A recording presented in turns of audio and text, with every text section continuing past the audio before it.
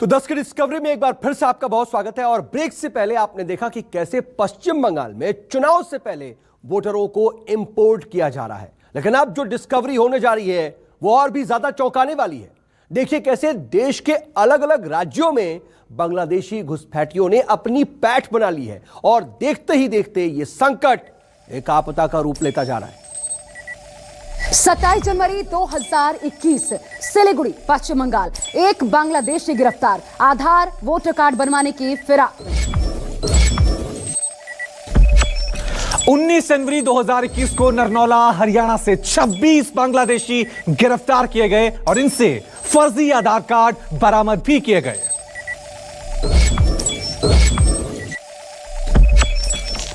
5 जनवरी 2021 को अगरतला त्रिपुरा से 5 बांग्लादेशी गिरफ्तार किए गए और उनके पास से फेक आधार कार्ड बरामद किए गए। 2 जनवरी 2021 को ठाणे महाराष्ट्र से 3 बांग्लादेशी गिरफ्तार किए गए। 5 साल से ये यहां पर रह रहे थे। 17 नवंबर 2020 सहारनपुर यूपी, 2 बांग्लादेशी गिरफ्तार, फर्जी आधार कार्ड बरामद।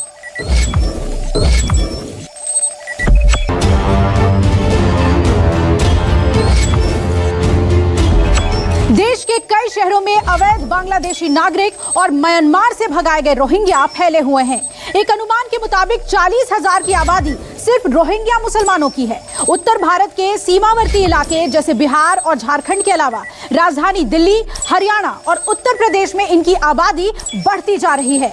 दक्षिण भारत के कर्नाटक में भी अवैध बांग्लादेशी नागरिकों की एक बड़ी आबादी के छिपे होने की पुष्टि हो चुकी है।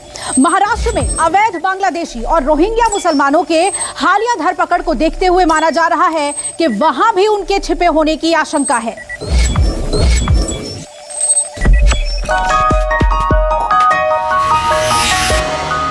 आपको सिलसिलेवार तरीके से अलग अलग राज्यों की रियलिटी रिपोर्ट दिखाते हैं। बिहार।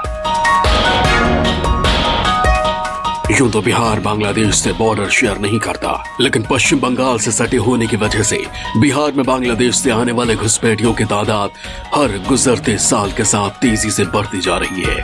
यकीन ना हो तो इन आंकड़ों को देखिए।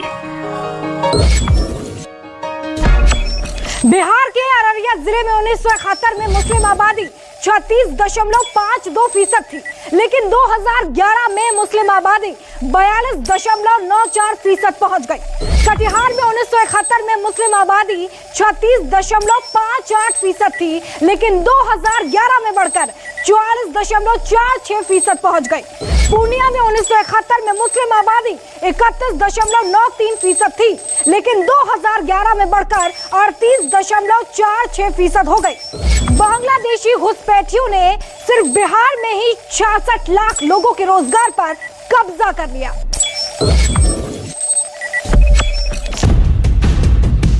इन इलाकों में बढ़ती मुस्लिम आबादी का मतलब साफ है, बांग्लादेशी घुसपैठिए। इस संकट की रियलिटी रिपोर्ट पता लगाने के लिए न्यूज 24 के रिपोर्टर अमिताभ ओझा बांग्लादेश से सटे किशनगंज पहुंचे। किशनगंज बांग्लादेश की सीमा महज 80 किलोमीटर के आसपास है। किशनगंज और बांग्लादेश के बीच थोड़ा सा हिस्सा पश्चिम बंगाल के उत्तर दिनाजपुर का पड़ता है।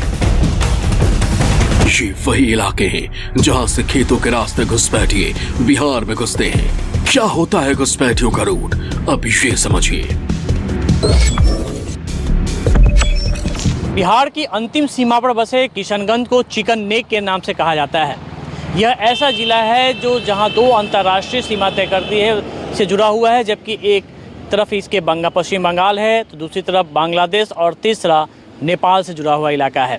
किशनगंज से करीब 22 किलोमीटर दूर बांग्लादेश की सीमा है। बीच में उत्तरी दिनाजपुर का कुछ हिस्सा आता है, जबकि यहां से 40 किलोमीटर दूर दूसरी तरफ में 114 किलोमीटर लंबी नेपाल की सीमा रेखा है। घुसपैठ करने वालों के लिए यही सबसे बड़ा इसका जो भौगोलिक जो परिवेश है वो काफ़ी फायदेमंद होता है और यही वजह है कि यहाँ घुसपैठ ज़्यादा होती है।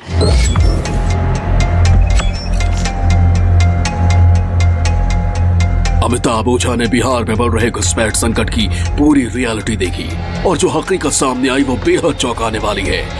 ये घुसपैठिए लोकल एडमिनिस्ट्रेशन और स्थानीय लोगों की मदद से देश के नागरिक बन जा रहे हैं।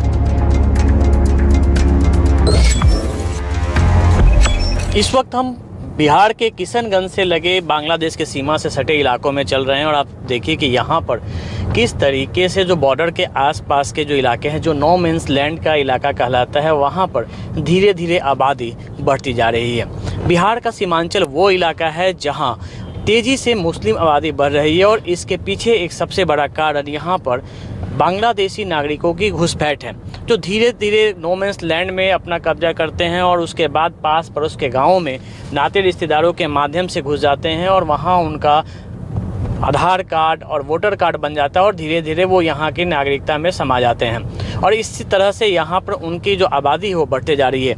एक खास वोट बैंक के चलते इनके जो घुसपैठ है उसको नज़रअंदाज किया जाता रहा है, जिसका नतीजा आज सामने है कि नो मीन्स लैंड का जो पूरा इलाका है वो सघन आबादी में तब्दील होते जा रही है।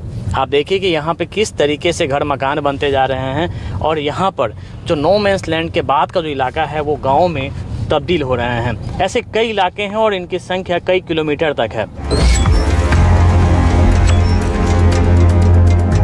स्थानीय लोगों का मानना है कि सिर्फ किशनगंज में ही बांग्लादेशी घुसपैठियों की तादाद लाखों में है और ये स्थानीय लोगों के लिए कैसे खतरा बन गया, वो भी गौर करने वाली बात है।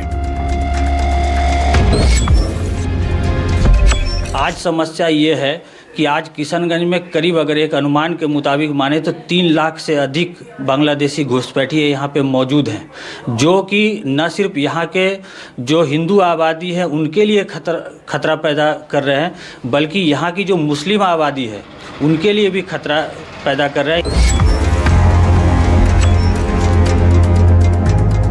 बिहार के अलावा ये घुसपैठिए पश्चिम बंगाल से लगे कई राज्यों के लिए बहुत बड़ा खतरा बन गए हैं। इतना ही नहीं, ये खतरा राजधानी दिल्ली में भी काफी भयानक हो गया है। इंटेलिजेंस सूत्रों के मुताबिक झारखंड में अवैध प्रवासियों की संख्या 10 से 15 लाख के बीच है। इंटेलिजेंस के सूत्र बताते हैं कि ऐसे संदिग्धों की संख्या यूपी में 2 करोड़ तक हो सकती है। बांग्लादेशी घुसपैठियों को पकड़ने के लिए भारत में बनाई गई बांग्लादेशी सेल ने 2003 में एक ही साल के अंदर 50,000 बांग्लादेशी पकड़े थे। देश में फैले बांग्लादेशी नागरिक किस हद तक हमारे सिस्टम को दीमक की तरह चाट रहे हैं, अब आपको इसका सबसे सॉलिड सबूत दिखाते हैं। तस्वीरें मुंबई की है। पुलिस ने 3 बांग्लादेशियों को गिरफ्तार किया जो अवैध रूप से रह रहे थे। इनकी निशानदेही पर पुलिस ने 2 एजेंट्स को धर दबोचा, लेकिन जब पुलिस ने एजेंट्स के घर की तलाशी ली तो सभी की आंखें फटी की फटी रह गई। पुलिस को एजेंट्स के घर से 155 Aadhaar card, 34 passport, 28 PAN card, 8 ration card, कुछ वोटर कार्ड, 187 बैंक और पोस्टल पासबुक और 19 रबर स्टैम्प और 29 फेक स्कूल लिविंग सर्टिफिकेट मिले। इतना ही नहीं, पुलिस ने इन एजेंट्स के पास से एक लोकल एमएलए का लेटर भी बरामद किया, जिसका इस्तेमाल ये डॉक्यूमेंट्स बनाने के लिए करते थे। दक्षिण भारत के लिए भी ये अवैध बांग्लादेशी घुसपैठिए भयंकर संकट बन गए हैं।